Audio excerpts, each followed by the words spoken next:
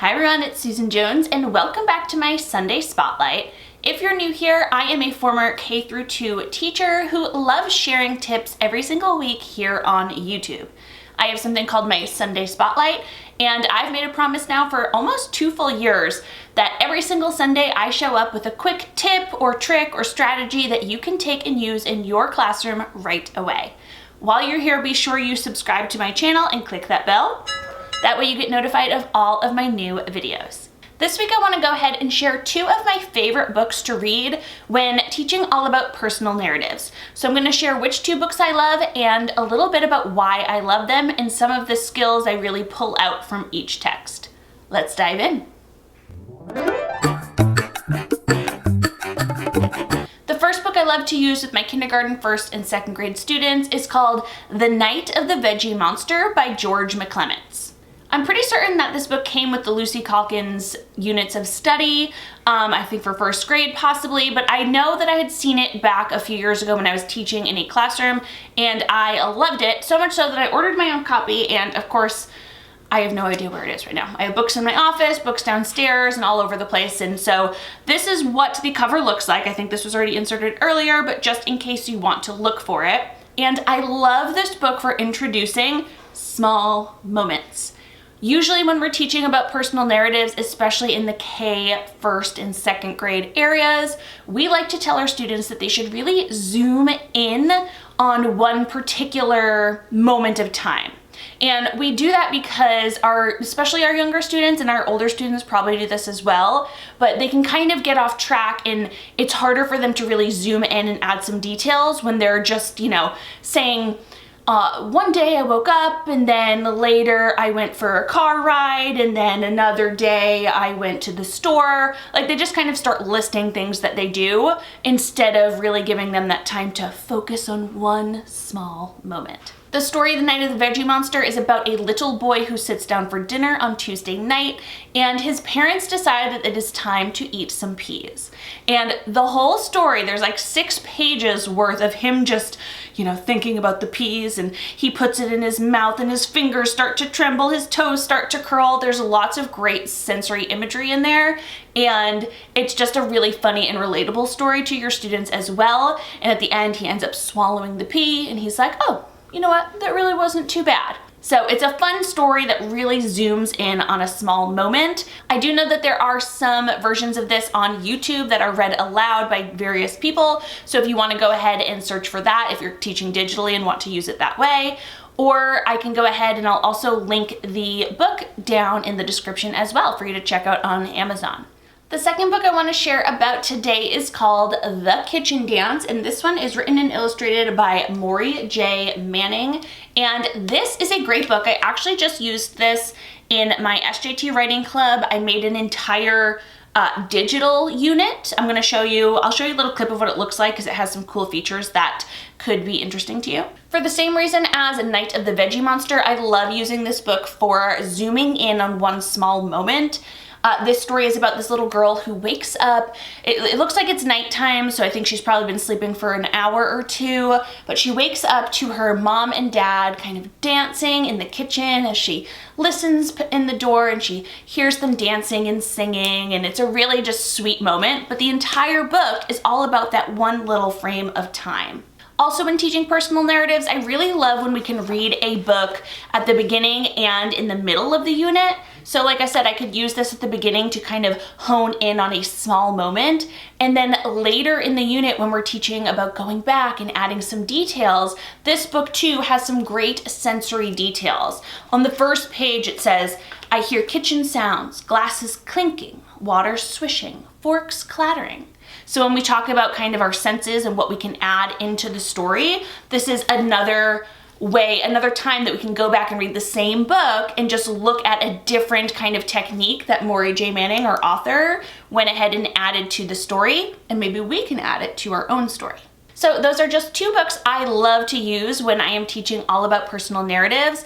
I do want to go ahead and show you how I used especially Kitchen Dance and just a couple of the cool techniques I added to Google Classroom and added to Seesaw to make your digital units kind of come to life, or make your writing units rather come to life digitally. So these are available in SJT Writing Club, which is not open right now, but I wanted to share what I did with you in case you wanted to do something similar. So that will be the last couple of minutes of this video. I wanted to go ahead and show you how I made some of my writing units digital. And for this example, it is the small moments lesson. So I have 10 core lessons within the SJT Club, and this is lesson number 1. And the first thing I did is I inserted video instructions here. Let me show you what that looks like. And essentially, this is a 6-minute long video. I'm not going to play the whole thing here, but what I do is I go ahead and introduce the lesson, like a mini lesson, using this anchor chart. And I do the exact same thing in Google Classroom as well. This is the Seesaw version, but it's exactly the same in Google Classroom, except where it says video below, right here, this little computer, students click on it, and that's how they see this video. Instead of in Seesaw, they see it through their video instructions. So essentially, like I said, I go through the mini lesson and the anchor chart, and then this is where I actually show them how they're going to complete the activity. For this small moment activity on the very first day, because I've explained what a big moment is and what a small moment looks like, what they will actually do here is they will go ahead on the small moment sort, and they will drag the correct small moment into the watermelon moment. So that's kind of an easier one. And then on the second page of that, let me see if I can zoom forward. They will have to come up with their own small moment that could be found within each of these watermelon moments. So that is day 1. Day 2 is something similar where, let me see if I can just show you real quick. Day 2 is something similar. And again, I have the lesson where I show them, I kind of review yesterday's lesson. And then I even have what I wanted them to do for that lesson was to read Kitchen Dance, which I talked about in this video, because it was a great example for identifying a small moment. So I give them this video. They can actually click on the link. I show them how to. It takes them to me reading Kitchen Dance on YouTube. And then after they do that, I explain to them that they will brainstorm some of their own small moments from their life. Now, so that's lessons 1 and 2, and they are separated on here because they both kind of have their own different activity. I wanted to show you this one because this is lessons 3 through 9. And what they're going to do, just like if they were writing with a physical pencil and paper, they would be going back into the same work. They'd be going back into the same work to add to it, to edit to it. So I wanted to kind of show you how I set this one up so students could go back and forth. Now, again, I did this exact same thing in Google Classroom, but I showed them how to do everything in Google Classroom instead of in Seesaw. And the difference is in Google Classroom, you will know that everything automatically saves. But what I had them do in Seesaw is after each day, they will press the draft button when they're complete with the lesson. So that way it saves in there for them, and they'll only press, submit or publish when it's all said and done. So what I did here is on each page before the lesson, I went ahead and inserted the Screencastify video of me giving the mini lesson and then showing them what to do. So this one's 5 minutes long. I kind of explain how I want them to do the say and sketch sheet. I don't want to talk over myself, but I show them how to do the say and sketch sheet and how I will have them kind of draw images on the page with Seesaw. And again, with Google Classroom, I actually show them how to insert a picture that they drew, and I show them how they can do that here as well. And then they will go and insert it and do their work on these 3 pages.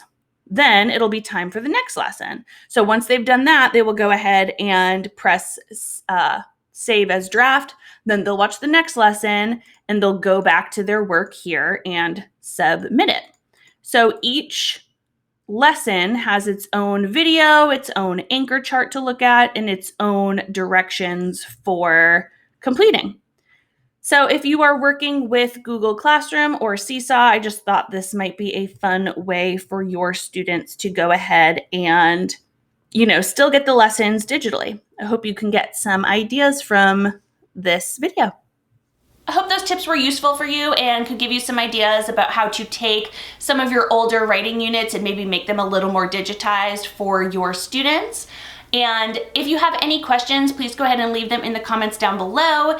If you have any other books that you love, I know there are a ton of great mentor texts for writing personal narratives. Share those down in the comments down below too. And as always, if you like this video, please go ahead and give it a thumbs up so I know. And I will see you next Sunday. Bye.